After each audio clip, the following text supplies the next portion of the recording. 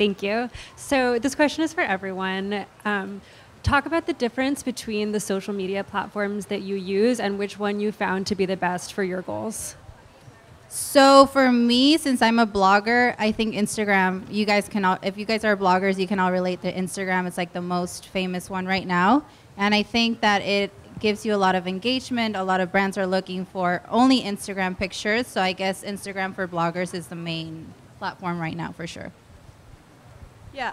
For me, since I'm a YouTuber, I feel like Twitter is definitely the place that I am on most because it's the place that I can engage with my followers a little bit more, whereas like Instagram, it's a little bit more difficult.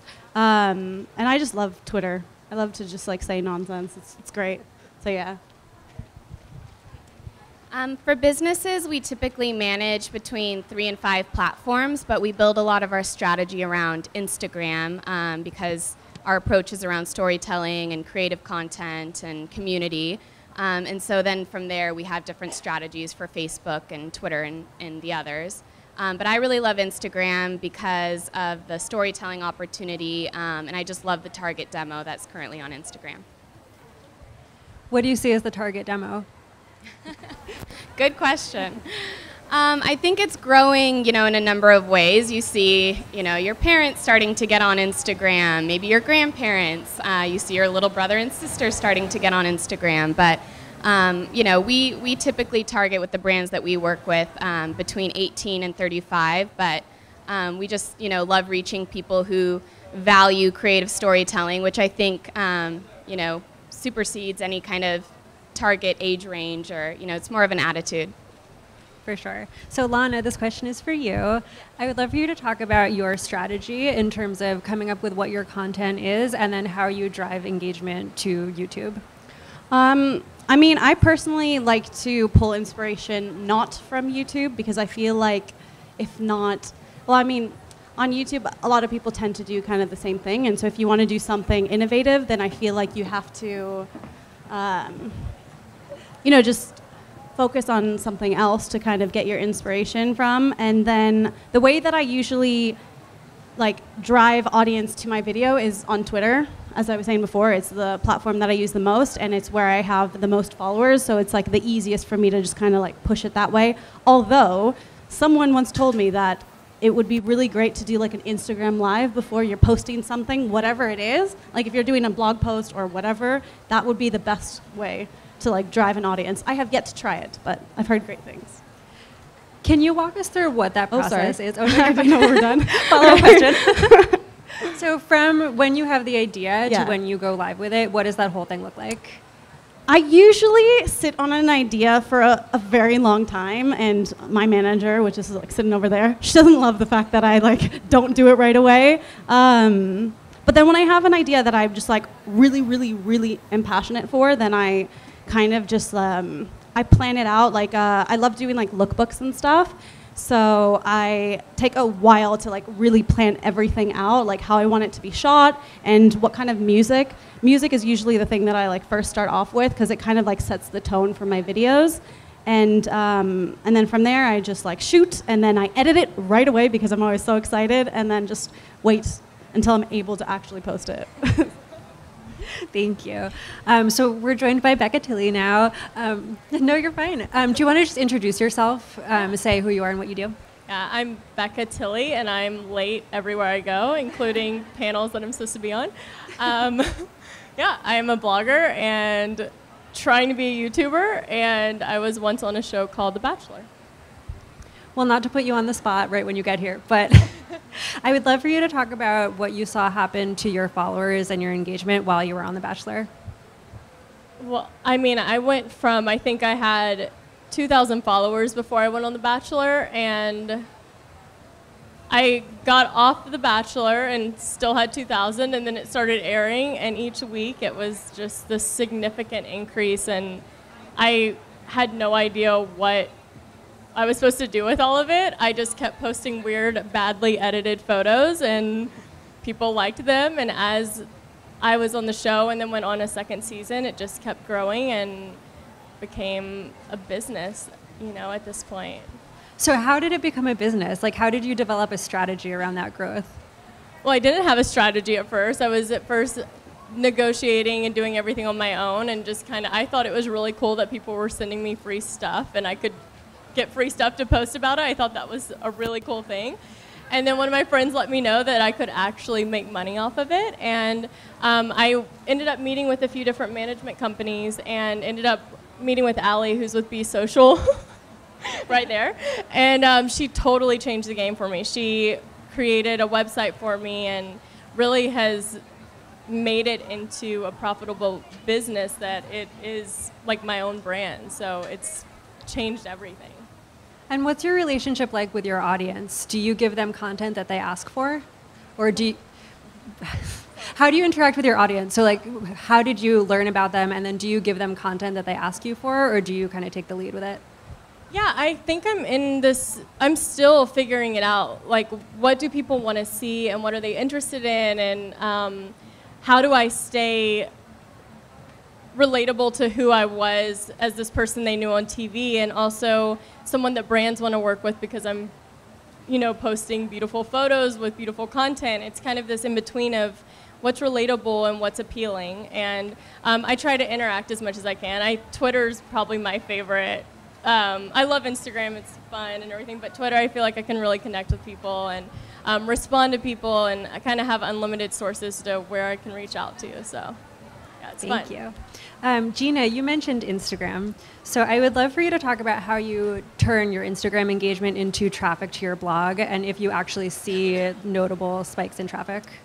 Yes, I mean, if you're a blogger, obviously Instagram is going to be your main handle. So I think you have to take advantage 100% of it and boost it to your website as well. Because a lot of people say, we look at your Instagram, but we don't look at your website. So I think Instagram right now, it's like the main, for me, I don't know, mainly, I link my blog through my Instagram, and then people go and view like Shop My Look, or like, they actually like reality too. They like to see like, for example, I got engaged recently, so they love to see the story of how he proposed, or like they love to see reality as well. So as much as you can incorporate on your blog through your Instagram, I think that will make your viewers go more and more as time goes by. And do you have editing apps that you love? Yes, I do. A lot of people ask me how I edit my photos. When I have campaigns, I usually do professional photographer, because I like to bring my client, like I like to see my clients being happy with the quality of the picture. But if it's just the usual like outfit of the day or like a random day, I use my phone. I feel like iPhone photos are more engageable for some reason. And for apps, I use a bunch of them. I use Facetune, obviously, to hide the pimples or the arms, like whatever you want to do. And then I use Lightroom a lot. I recently started using Lightroom, and it's awesome. Like, you guys have to try that one out. Yes, it's super good. I actually just started using it 2 weeks ago, and I love it. ViscoCam is a really good one. I use C2 for ViscoCam, and then I use Snapseed a lot, just for the increase on the saturation of the picture. It gives a little bit more of an exposure to it as well. And something else with Instagram is that people always talk about having a cohesive feed. Do you have a cohesive feed? So like a really strong brand image? Oh, a theme. Yeah. So do you have any tips for making it all look like the same thing without doing the same thing over and Yeah, over some again? people like to look at it as a collage. Like, some people like it more as a white. Some people like it more pink. Mine is super colorful, but a little bit more tanned, I guess. I don't know. It just depends on you. But as you edit your photos, all of your collage is going to end up being the same. So it just depends on how you want your quality of your pictures and how you want your content to be about. So. And Elena, I would love for you to talk about the difference between creating a social media account for a business versus an individual. Social media strategy? Yeah. Yeah, so for businesses, we're being brought on as an agency as kind of an outsider at first to develop the strategy and the content direction, and we always look at that as a huge responsibility because we value, social media and the presence so much. So it starts with a really deep dive kind of conversation with a potential client, and then it's our job to really evaluate whether that business or person is really ready for social media marketing. They kind of need to have a strong understanding of who they are and what they want people to perceive them as and what their brand message is. for us to do our job well. So we kind of use this phrase, we can't put lipstick on a pig, because brands that maybe aren't quite ready and don't know who they are, they're just going to kind of create a mess on social media of trying to figure that out, and that's not, that's detrimental to them, and it's a waste of our time. So what we do is really develop a social media overview once a brand is ready that has different pillars and a unique content direction similar to how people use it, creating that theme or that aesthetic that is unique to them. And then, it's really a matter of then building their community and targeting the right people for that business. Can you give an example of a brand that you did that for and what the campaign looked like? Yeah, our first client and our, one that we always bring up is Alfred Coffee. I started, started with them when they had less than 1,000 followers a few years ago. They were my first client and kind of the client that built Swim Social, because it's the same strategy and approach that we use now across over 30 businesses. And it's really about, like I said, the content direction and creating a unique look and feel. We always say that we kind of initially taught people how to take that Alfred photo. Like, they saw it on the feed first and then they wanted to duplicate it. And so it's really been about that strategy, and at the heart of it, it's an extension of Josh, the owner. It's an extension of the brand itself, and it started with a really great brand and a really great shop experience. And that's why we say, when a business is in the position for social media marketing, it can work really well. So clearly you're managing a lot of different brands across a lot of different platforms. Do you have organizational apps that you use to keep track of all of them? Yeah, we love Sprout Social for planning. They've been a really good partner to us. I know the girls on the team use Unum sometimes for planning out their grid. We edit a lot with Visco. Yeah, those are the main ones. And do you think there's a big difference between personal social media accounts and business social media accounts? Do I see a difference? Yeah, in strategy. Yeah, there are a handful of personalities or celebrities that we work with, and it comes down to what their personal brand messaging is, and they have a lot of things that they have to promote, like projects or movies. I would say our approach is similar to both, in the sense that we create those pillars for their social media accounts and we execute content for them. But personally, I think it's really important that someone really engages with their fans and is commenting back to everything, or is paying attention to what people are engaging with, and maybe being a little bit more flexible and fluid, in the sense that a brand maybe has more of a strong messaging that they need to get across for sales and marketing needs. So this is a question for everyone. I would love your best tip for growing followers for someone who's just starting out. For growing followers. I would say growing followers, aside from going on a reality TV show, I would say I think the giveaways with different bloggers and different girls who have maybe a different following that aren't already following you, I've noticed that's been a huge way of growing my Instagram. And I think coming into like a world where there's so many bloggers, and I was just kind of thrown into it having been on a show, it's interesting to have kind of a crossover of the people that follow me from The Bachelor following girls who have fashion blogs, and then the girls following the fashion blogs following me. So I've noticed that's been a huge way of increasing my following. I think with the new algorithm, it's really important that post frequency is consistent. So a post a day, 2 posts a day at most. And we find, similar to that, for brands, it's cross promotion. So finding businesses and brands that are like-minded to then do kind of a giveaway or a contest or a campaign together. Things that work hand in hand where you can share audiences. I think building that B2B community is also really important. Yes, for me, I think it's always consistency. But like she mentioned, the algorithm right now on Instagram is weird. Like, if you post 1 picture a day, you might get even more followers than if you post 4 pictures a day. So just be consistent in a way that you think that your picture will engage. Also, work with other bloggers, work with other influencers. We're here to help each other. This is not a competition. We actually love to work with other people that don't do the same thing that we do.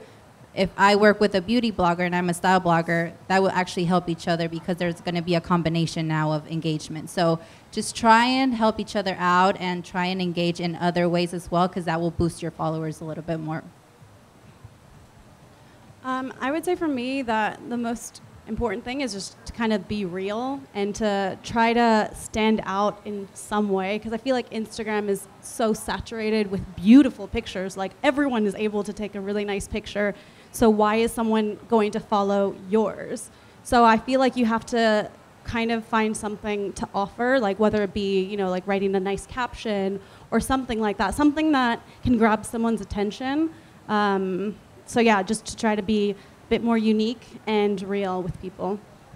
And my last question for everyone, this is something you've all touched on, but Instagram keeps updating itself. So I would love to know how you have found the new upgrades to be, what your thoughts are on Insta Stories, on Swipe Up, and how that's affected your engagement.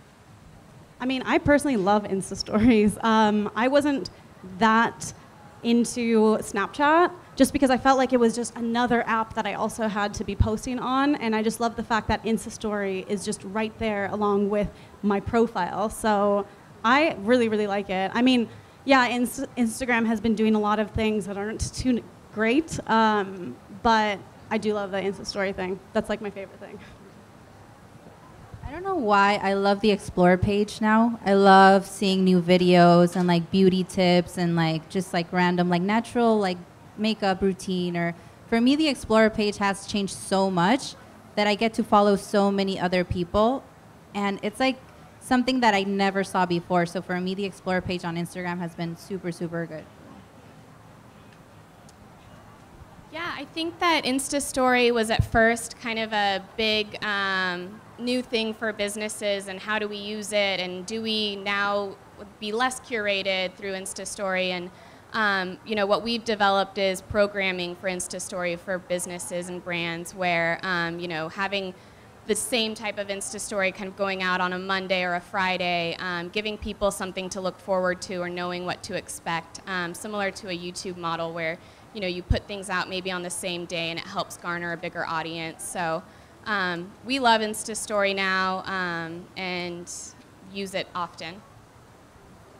Yeah, I feel like I'm repeating, but I would say my favorite thing about Insta Story is that all of my photos on my Instagram tend to, I think we would all agree, they have this really beautiful look to them, and everything looks perfect and your skin's perfect. And I kind of like how Insta Story is like, I can wake up in the morning and take a video and look terrible, and it's like a live action of what's going on, and then it's gone after 24 hours.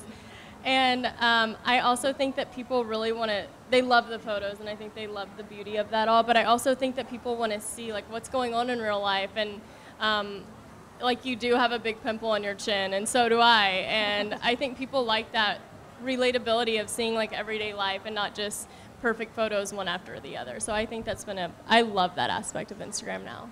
Great, thank you. Yeah. So we're going to take a few questions from you guys.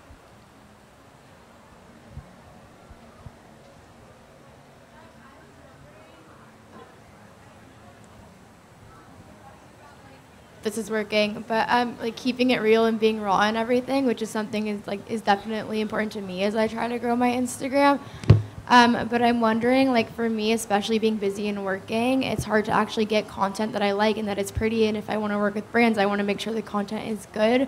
So do you guys ever like curate a bunch of content in advance and like do a photo day, or is that not something that's as typical? Oh yes, I do. Like sometimes I'm like, I'm not gonna shoot anything this week, and on a Monday I just shoot like 7 outfits. I'm like, I'm done. You know, like it just depends on how you're feeling. Obviously, I shoot every day because it's my full-time job, but I completely understand where you're coming from, because I used to have a full-time job before 8 to 5, and I didn't have a chance, you know, to, you know, shoot every day and do whatever I wanted to do in my personal blog. But yeah, I mean, just mix it up. It's a hobby, like. If you think about it, it's a hobby, but at the same time, it's a passion that you have, and it ends up being a job. So it works both ways, I think. So. Thank you. What are some editing apps that you guys use for your pictures? Facetune, and anyone who says they don't use Facetune, first of all, they're missing out. Second of all, they're lying. No, I'm just kidding. I use Facetune, and I also use Visco, and then I use Lightroom as well to edit the colors, and Visco kind of for the filter. But everyone who asks, I always say Visco because you can kind of do it all, I feel like, on there, except for Facetune. That has its own special place in my heart. But yeah, those are my favorites. Thank you.